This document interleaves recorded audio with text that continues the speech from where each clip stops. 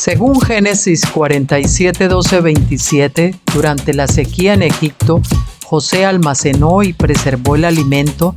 Para subsistir, la gente tuvo que venderlo todo y, al fin, incluso a sí mismos. Ese es el precio de vencer.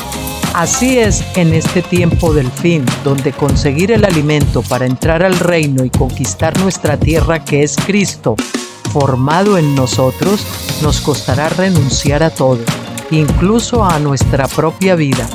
Pero a cambio de nuestro todo, tendremos su todo y reinaremos con él. Con ustedes, José.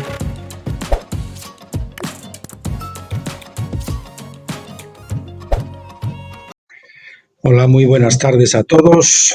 Aquí es lunes 26 del 2 del 2024 en España y de nuevo con ustedes para comenzar la semana y retomar el libro, el estudio de Daniel. Estamos ya con el libro 2 del doctor Stephen Jones, Daniel, profeta de las edades. Y hoy vamos a ver el capítulo 3 y el capítulo 4, si Dios lo permite. El capítulo 3 se titula El Corpus Juris Civilis, que es la ley que se adoptó en ese tiempo, que sería, digamos, la base del derecho romano después, ¿no? Incorporando el derecho canónico de la Iglesia, que fue el que dominó al final. Bien, dice así, en la última parte de Daniel 7:8 leemos acerca del cuerno pequeño que dice: este cuerno tenía ojos como los de un hombre y una boca que profería grandes jactancias. Se hace referencia a esto más adelante en Apocalipsis 13, del 5 al 6, diciendo: y se le dio boca que hablaba palabras arrogantes y blasfemias, y se le dio autoridad para actuar durante 42 meses. Y abrió su boca en blasfemias contra Dios para blasfemar su nombre y su tabernáculo, es decir, a los que moran en el cielo. Ya hemos mostrado cómo la edad del cuerno pequeño comenzó con la determinación del emperador Justiniano de alterar los tiempos y la ley, que es como decía, alterará los tiempos y la ley, ¿verdad? Cosa que hizo desde el 527 al 534, al reemplazar las antiguas leyes romanas por la ley de la Iglesia ortodoxa. Sin saberlo, se colocó como el ejecutor de la ley de la Iglesia, subordinándose al vicario de la Iglesia que, como se creía, era el intérprete de la ley cuando no su autor. La Enciclopedia Católica dice de Justiniano: la obra más perdurable de Justiniano fue su codificación de las leyes. Eso es lo que dice la Enciclopedia Católica. Fue su codificación de las leyes. Se conocía como el Corpus Juris Civilis, el cuerpo jurídico civil. La Enciclopedia Católica dice además: sería difícil exagerar la importancia de este corpus. Es la base de todo el derecho canónico, Ecclesiae Vivet Romana, y la base del derecho civil en todos los países civilizados. En otras palabras, el corpus de Justiniano es la base del sistema legal de Occidente durante la época medieval. Durante la época medieval estableció el sistema feudal que hacía de los nobles terratenientes y del pueblo siervos. Este fue un acuerdo de casi esclavitud, bajo el cual la mayoría de la gente sufrió extrema pobreza y esclavitud durante siglos. Los reyes y los nobles también estaban sujetos a los papas, quienes reclamaban la supremacía sobre toda la tierra. Por supuesto, reclamar la supremacía es también reclamar responsabilidad por las sociedades opresivas que estas leyes habían establecido. Si el Corpus Juris Civilis hubiera establecido la verdadera ley de Dios como pretendía, el pueblo habría gozado de libertad. El Corpus estuvo en pleno funcionamiento el 30 de diciembre del 534 después de Cristo. Al año siguiente, en Roma, el Papa afirmó su autoridad sobre el emperador romano en Constantinopla. Cómo el Papa Agapito derrotó a Justiniano. Este es el siguiente epígrafe que vamos.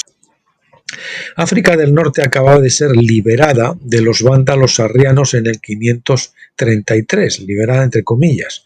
Luego se convocó un concilio en Cartago para determinar qué hacer con los sacerdotes y obispos arrianos que se habían convertido recientemente a la ortodoxia. Los sacerdotes y obispos arrianos fueron declarados inelegibles y se les prohibió ocupar cargos en la Iglesia. Cuando el emperador Justiniano se enteró de que Agapito había sido elegido papa en Roma en el 535, envió a un embajador para felicitarlo y sugerirle que el indulto hacia los sacerdotes y el pueblo arrianos recién convertidos ayudaría a facilitar su absorción en la Iglesia ortodoxa. Propuso que a los sacerdotes y obispos se les diera el mismo rango que habían disfrutado anteriormente como arrianos. Agapito respondió que los papas no tenían el poder de cambiar los cánones que prohibían a los ex-herejes ocupar cargos de autoridad en la Iglesia. Mientras tanto, Belisario ya estaba conquistando Italia y el rey Teodato de Italia estaba asustado. Como ostrogodo, Teodato era un arriano que gobernaba a un papa no arriano. Ordenó a Agapito que fuera a Constantinopla para negociar una paz o una tregua, amenazando incluso con matar al pueblo de Roma si fracasaba en su misión. Agapito era viejo y trató de excusarse de un viaje tan largo y exigente, pero las amenazas de Teodato solo aumentaron, por lo que Agapito se vio obligado a irse. El patriarca católico de Constantinopla era Antimo. Había obtenido su puesto gracias a la influencia de la emperatriz Teodora, esposa de Justiniano. Parecía ser ortodoxo en sus creencias, pero Efraín de Antioquía sospechaba que apoyaba la herejía, entre comillas, de los acéfalos, que eran una rama de los monofisitas. Los monofisitas creían que Jesucristo tenía solo una naturaleza divina o una sola naturaleza, que era una combinación de lo divino y lo humano. Antimo fue acusado de favorecer a estos monofisitas y los cargos de herejía, una vez más entre comillas, amenazaron con descalificarlo de su puesto como patriarca. En aquellos días, los líderes de la Iglesia intentaron determinar la naturaleza precisa de Cristo mediante los concilios de la Iglesia y luego hicieron cumplir sus puntos de vista con poca humildad y amor. A Antimo se le pidió que hiciera una confesión escrita de su fe, es decir, la creencia sobre la naturaleza de Cristo. Antimo lo hizo, declarando su creencia en la ortodoxia. Sin embargo, su política tolerante hacia los monofisitas permitió que algunos de sus líderes volvieran a entrar en Constantinopla y comenzaran a celebrar reuniones en las casas. Muchos vinieron de la corte de Justiniano para asistir a esas reuniones y, a medida que ganaban seguidores, incluso comenzaron a construir templos que rivalizaban con las iglesias ortodoxas. Los obispos católicos comenzaron a ver disminuir a sus seguidores junto con sus ingresos y esto los molestó. Esta fue la situación que tuvo que afrontar Antimo incluso antes de llegar a Constantinopla en el 535 para asumir su nuevo cargo de patriarca. Fue en esta situación que un año más tarde Agapito se vio envuelto cuando llegó a Constantinopla en el 536. Agapito había escuchado los cargos contra Antimo y se negó a recibirlo. Esto enfureció a los líderes monofisitas, que acudieron a la emperatriz para acusar a Agapito y también para poner a Justiniano en su contra. El emperador escuchó su queja y se la tomó en serio, en parte porque no era favorable a la misión de Agapito, que estaba tratando de obtener un tratado de paz entre Justiniano y los ostrogodos. Entonces Justiniano le dijo a Agapito: «Estoy decidido a rechazar tus injustas pretensiones, Santo Padre, y no sopesarlas más. Recíbanos a su comunión o prepárese para ir al exilio». Agapito respondió: «Es verdad, me engañé a mí mismo, mi señor, cuando fui recibido por usted con tanta sinceridad. Esperaba encontrar un emperador cristiano y me he encontrado con un nuevo Diocleciano. Bien, que Diocleciano sepa que el obispo de Roma no teme sus amenazas y se niega a someterse a sus órdenes». Agapito luego apeló al emperador para que organizara un discurso con Antimo sobre la naturaleza de Cristo. Esto fue agradable, y cuando apareció Antimo, Agapito dio una larga disertación y luego le pidió que suscribiera su opinión de que Cristo tenía dos naturalezas. Antimo, sin embargo, se negó, diciendo que Cristo no poseía dos naturalezas. Agapito lanzó anatemas furiosamente contra Antimo y los líderes, entre comillas, herejes que estaban con él. El Papa, apoyado por los obispos ortodoxos de Constantinopla, se animó a exigir que Justiniano prohibiera a los herejes acéfalos entrar en cualquier gran ciudad. Sus libros fueron quemados y a los escribas que copiaban esos libros les cortaron las manos. Justiniano se sometió a Agapito y depuso a Antimo, consagrando un nuevo patriarca para Constantinopla. Poco después Agapito sufrió una enfermedad desconocida y murió a los pocos días. Su cuerpo fue transportado de regreso a Roma, donde fue enterrado. Su misión política no se llevó a cabo, por lo que Belisario continuó en su guerra contra Italia hasta que tomó Rávena. Sin embargo, este incidente se utilizó en años posteriores para demostrar la supremacía del pontífice romano sobre el patriarcado de Constantinopla e incluso sobre el propio emperador. Aunque no fue el único precedente de la supremacía papal, sentó un precedente importante bajo el nuevo Corpus Juris Civilis. Bien, avanzamos al capítulo 4, que se titula El Gran Trono Blanco. Y dice así: la explicación de Daniel de su visión de las cuatro bestias muestra que la cuarta bestia tiene 10 cuernos o reinos, más un cuerno pequeño que logra arrancar 3 de ellos y establecerse como el poder dominante entre los demás. Este cuerno pequeño tiene ojos de hombre y una boca que profiere grandes jactancias. Más adelante el ángel, a pedido de Daniel, de más revelación, da más detalle. El punto importante a recordar por ahora es que la subyugación de los 3 cuernos fue la ocasión para la jactancia posterior, lo que Juan llamó blasfemias en Apocalipsis 13:5. Discutiremos esto más a fondo cuando cubramos la explicación del ángel de Daniel 7, 17 al 27. Allí descubriremos que a este cuerno pequeño se le dio un largo periodo de tiempo para que ejerciera el dominio, que terminaría con la venida del anciano de días y la resurrección y el juicio de multitudes y naciones. Tronos preparados para los santos. Siguiente epígrafe. Daniel 7 del 9 al 10 nos da la conclusión de la visión de Daniel. Dice así: seguí mirando hasta que se establecieron tronos. Eso en arameo es la palabra remak, acabado en H, que quiere decir disparar con un arco, lanzar, arrojar. Y el anciano de días tomó asiento. Su vestidura era como la nieve blanca y el cabello de su cabeza como lana pura. Su trono estaba ardiendo en llamas, sus ruedas eran fuego ardiente. Un río de fuego fluía y salía de delante de él. Miles y miles lo asistían y miriadas estaban de pie ante él. El tribunal se sentó y los libros se abrieron. ¿Qué tronos son estos en el versículo 9 anterior? La King James Version dice que los tronos fueron derribados. La New American Standard Bible dice que se establecieron tronos. La versión concordante dice se colocaron tronos. Entonces debemos entender de esto que los tronos fueron derribados o que fueron establecidos. Estas traducciones parecen oponerse entre sí. Es difícil saber la respuesta con solo mirar la palabra aramea remak que usa Daniel. Es mejor ver cómo lo entendió Juan en Apocalipsis 24, cuando él también vio esos tronos. Dice así: y vi tronos y se sentaron sobre ellos y se les dio juicio. En el resto de los versículos y hasta el versículo 6 está claro que estos tronos estaban siendo levantados, no derribados. Son los santos quienes se sientan en esos tronos recién establecidos. Esta es la primera resurrección que, dice Juan, será seguida por el gran trono blanco. Apocalipsis 20:11, 1000 años después. El gran trono blanco no es lo mismo que los tronos. Los tronos fueron colocados para aquellos que reinarían con Cristo 1000 años. Apocalipsis 24.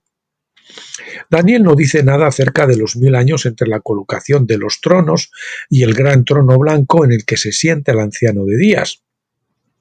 Pero Juan revela que hay 1000 años entre esos eventos, Apocalipsis 26. La falta de detalles de Daniel no debería desanimarnos, porque su silencio sobre el tiempo se complementa con la revelación posterior de Juan. La Biblia a menudo habla de dos eventos al mismo tiempo, como si fueran a ocurrir simultáneamente, cuando de hecho podrían estarse separados por miles de años.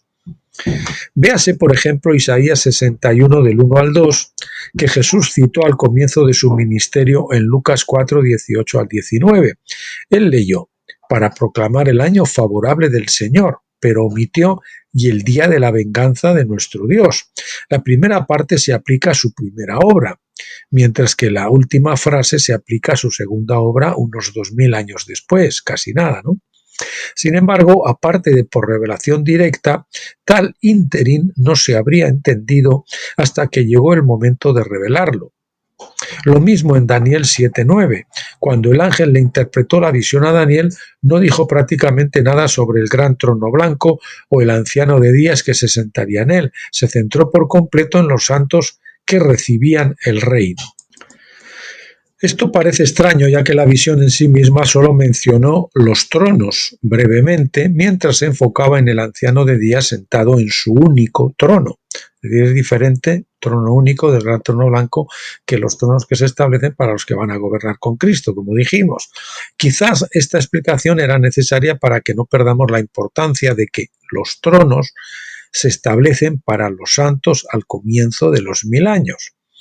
Y en cambio el trono es al final de los 1000 años.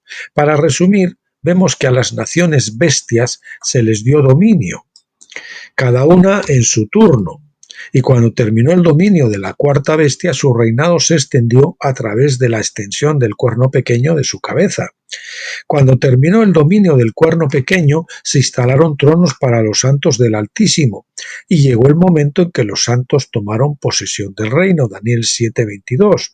Juan agrega más tarde, estos reinarán con Cristo durante 1000 años antes de que se establezca el gran trono blanco para que el anciano de días comience la siguiente fase de la historia del reino, la edad del juicio. Aquí vemos que después de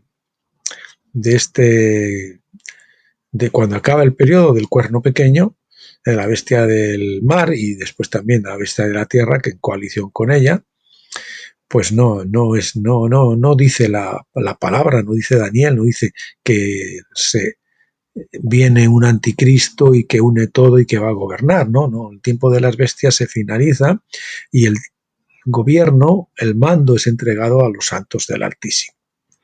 El anciano de días, siguiente epígrafe. La palabra aramea traducida como anciano es atik, con A, se escribe así, se deletrea así, A-T-T, I, latina, Y y K, atiik, de la palabra atak, A-T-H-A-K. El léxico de Gesenius dice que significa moverse, avanzar, seguir adelante, envejecer, ser removido, transferido, lo que incluye la idea de avanzar en años. Incluso significa destetar a un bebé, como vemos en Isaías 28:9. Obviamente el bebé no es anciano, sino que está siendo transferido del pecho a los alimentos sólidos. O sea, transferidor de los años, que vamos a ver luego, es aquel que transfiere de una edad a otra edad, ¿no? La versión concordante lo traduce como el transferidor de los días, lo que concuerda con la explicación más larga de Gesenius de la palabra, en sus notas en el enlace de arriba que hemos visto. Implica que aquel que se sienta en ese trono tiene el poder de transferir la autoridad de las naciones bestias a los santos del Altísimo. Sin embargo, el doble significado también muestra que él es anciano o viejo, o sea, las dos cosas. Él es anciano viejo, existe siempre, no sé si se puede llamar a eso anciano, y por otro lado, pues es el que transfiere el poder de las bestias a los santos del Altísimo. Quizás podamos sintetizar las dos ideas sugiriendo que su edad, ser antes de todas las cosas, le da el derecho de determinar cómo y cuándo transferir la autoridad de un grupo a otro. Su edad está representada por el cabello blanco y se relaciona directamente con una vamos a ver, con una importante ley profética que se encuentra en Levítico 19:32. Y vamos a ver un significado, yo por lo menos no lo conocía hasta que leí esto de Dr. Stephen Jones. Delante de los canosos te levantarás y honrarás al anciano y temerás a tu Dios, yo soy Dios. O sea, te levantarán ante las canas, está profetizando de que todos se levantarán ante el anciano de los días en la resurrección. Todos se postrarán delante de él. Esta ley, vista a través de los ojos del antiguo pacto, es un mandamiento de respetar a los ancianos, de honrar a los ancianos, obviamente. Sin embargo, cuando se ve a través de los ojos del nuevo pacto, es una promesa, porque profetiza de Cristo. El profeta usa esta ley para representar a hombres levantándose de entre los muertos cuando el anciano de días venga a tomar su trono y los convoca, ¿no? A ir todos a los muertos delante de él.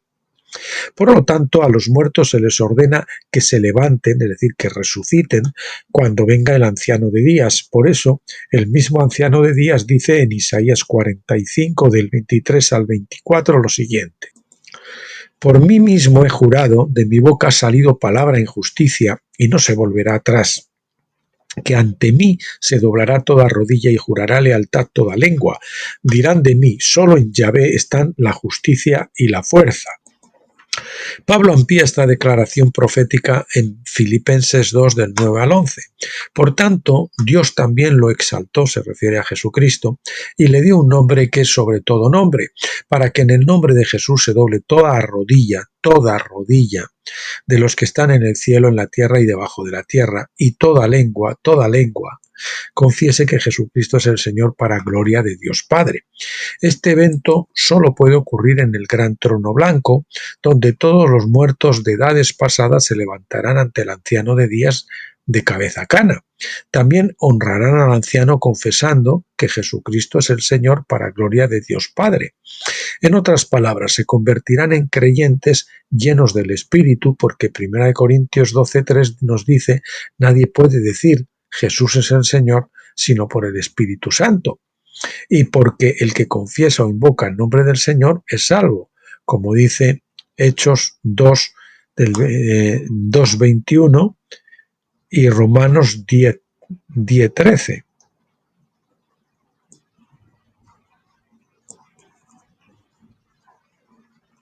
Un segundito, por favor. Por supuesto, todavía serán juzgados de acuerdo con los libros de la ley hasta que el gran jubileo de la creación libere a toda la creación, como dice Romanos 8 del 19 al 21. La edad del juicio está diseñada para disciplinar, corregir y restaurar a toda la humanidad, no solo salvándola, sino también llevándola al estado de madurez espiritual a través de ese bautismo final de fuego, esa segunda muerte, que es en realidad el bautismo de fuego que pasan los vencedores en vida y que deben pasar todos al fin, a la postre, ¿no? Aquellos que no estén familiarizados con este concepto, consulten mi libro La restauración de todas las cosas. Este ya lo tienen grabado en vídeo también, así que lo pueden mirar y también lo pueden descargar en el blog Tabernáculo si ustedes quieren. Siguiente epígrafe: el fuego y la gloria de Dios. En Daniel 7, del 9 al 10, vemos que el trono del anciano de días está vinculado a la resurrección de los muertos, junto con los santos que lo irradian, lo dice la Concordant Version. Percibiendo estoy hasta que se colocan los tronos y se sienta el transferidor de días. Su vestimenta es pálida como la nieve y el pelo de su cabeza como lana inmaculada. Su trono es como una llama que llamea, sus ruedas una llama que centellea. El río es una llama frontal y que fluye de delante de él. 1000 miles lo irradian y 10,000 miles se elevan ante él. La adjudicación se sienta y los pergaminos se abren. Eso es lo que dice la versión concordante. El trono parece estar en llamas y es la fuente del río de fuego, vamos a ponerlo con mayúscula, del río de fuego, que fluye desde debajo del trono, para juzgar a los que se levantan ante él. Es una imagen de la justicia divina que se aplica a los que están siendo juzgados allí delante del gran trono blanco. Esa es la ley de fuego que fluye del trono de Dios y va juzgando a todos, ¿no? Según va fluyendo y va juzgando a todos. Es una imagen de la justicia divina que se aplica a los que son juzgados. La justicia, por supuesto, se basa en el carácter divino, que es la norma de justicia presentada en su ley. Por lo tanto, leemos que Dios se mostró solo como un fuego, Deuteronomio 4, 12 y 20, versículos 12 y versículo 24. Más tarde, en Deuteronomio 33, 2, la King James Version, Moisés habló de la ley de fuego diciendo: y dijo, el Señor vino del Sinaí y se levantó de Seir a ellos, resplandeció desde el monte Parán y vino con 10,000 santos. De su mano derecha salió una ley de fuego para ellos. Y sí, para ellos sí, amó al pueblo. Todos sus santos están en su mano y se sentaron a sus pies. Cada uno recibirá de sus palabras. Este pasaje se menciona en Judas 14 y 15. Donde se aplica al juicio futuro del gran trono blanco. La venida de los santos con el anciano de días son aquellos que lo irradian, que tienen cuerpos glorificados, los vencedores, y la ley de fuego viene de la diestra del anciano de días, y por eso el versículo 3 dice: todos sus santos están en su mano. En otras palabras, la ley de fuego y los santos están en su mano combinándose para producir los santos que lo irradian. Resplandecen con el carácter divino, el fuego, porque la ley está completamente escrita en sus corazones a través del nuevo pacto, como dice Hebreos 8:10. La palabra aramea traducida como irradian en la Concordant Version es shemash, S-H-E-M-A-S-H, shemash, que corresponde a la palabra hebrea shemex, lo mismo pero con dos es. El léxico de Gesenius dice que esta palabra proviene de una raíz no utilizada que significa ser brillante. Y ahí tienen el enlace al léxico de Gesenius. Por lo tanto, la Concordant Version traduce irradiar para mostrar que esos santos son brillantes en su apariencia, teniendo la gloria o fuego de Dios en ellos. Moisés se enfoca solo en los santos, pero Daniel expande nuestra visión para ver no solo a aquellos que lo irradian, sino también a todos los que están siendo resucitados o levantados de entre los muertos. Daniel vio el fuego que fluía como un río desde el trono. Moisés lo vio venir de su mano derecha en forma de santos. Sugiere, y esto va también además de en negrita subrayado, que el río de fuego no es solo el juicio divino en sí mismo, sino también sus administradores, los santos del Altísimo, les juzgan también con el Señor, ¿no? Están vestidos con esa gloria de fuego. Si el río de fuego es el fluir de la justicia administrada por los santos, entonces también el lago de fuego que Juan vio en Apocalipsis 20:14 es el resultado del juicio. El río forma el lago. El río da el veredicto, mientras que el lago de fuego ejecuta la sentencia. En ambas fases, al parecer, los santos juegan un papel importante en ambas fases, en el juicio y en el cumplimiento de la sentencia. Cuando entendemos cómo funciona la ley divina, queda claro que los pecadores cuya deuda es tan grande que no pueden saldarla con la ley, lógicamente, como rechazaron el pago de la sangre de Jesús, deben que pagar ellos mismos. Entonces, deben ser esclavizados por otros, deben ser sometidos a esclavitud. Otros, eso es lo que dice la ley. Por eso hemos puesto ese párrafo anterior subrayado y en negrita. Cuando entendemos cómo funciona la ley divina, queda claro que los pecadores cuya deuda es tan grande que no pueden saldarla con la ley, deben ser esclavizados por otros. ¿Quiénes eran otros? Pues los vencedores. Al ser una esclavitud bíblica a los vencedores, que como van a ser una clara imagen de Cristo, pues lógicamente son amos a los que se puede amar y a los que se puede servir y que realmente van a llevar a esos amos por el amor, no injustamente ni aprovechándose de ellos, sino al contrario, instruyéndonos en los caminos del Señor. En tal esclavitud bíblica, en la esclavitud bíblica, al amo se le da autoridad sobre el esclavo, que luego tiene el mismo peso de responsabilidad. El amo es responsable de disciplinar al esclavo y entrenarlo para que aprenda justicia, para que aprenda la justicia, ¿no? Isaías 26:9 lo dice, y no peque más. Así que por eso creo, esta es la opinión de Stephen Jones, a mí me parece muy lógica, muy acorde con la ley que acabamos de ver, así que por eso creo que a los santos del Altísimo, es decir, a los vencedores, se les dará autoridad sobre aquellos que serán juzgados por las obras que hicieron en su vida en la tierra. Por eso dice, te será autoridad sobre tantas ciudades, sobre tantas ciudades, etcétera, etcétera, ¿no? Este no será un tiempo de tortura, sino de aprender los caminos de Dios. Qué diferencia, ¿verdad?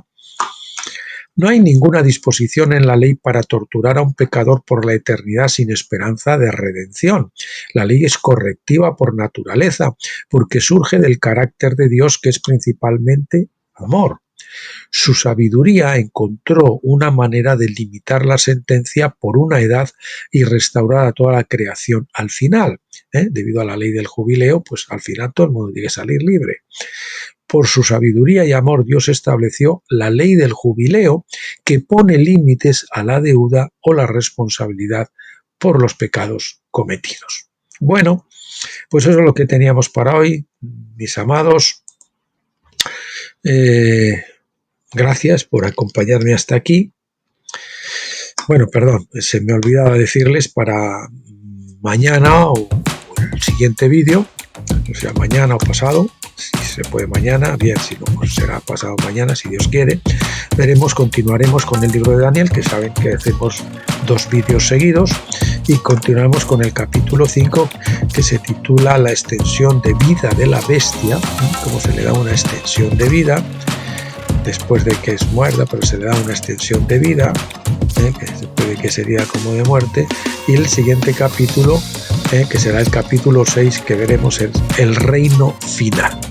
Bueno, pues sí, entonces bendecirles, que es lo que me quedaba. Gracias por acompañarme hasta aquí, emplazarles para mañana o pasado mañana, y hasta entonces, pues que lo pasen muy bien.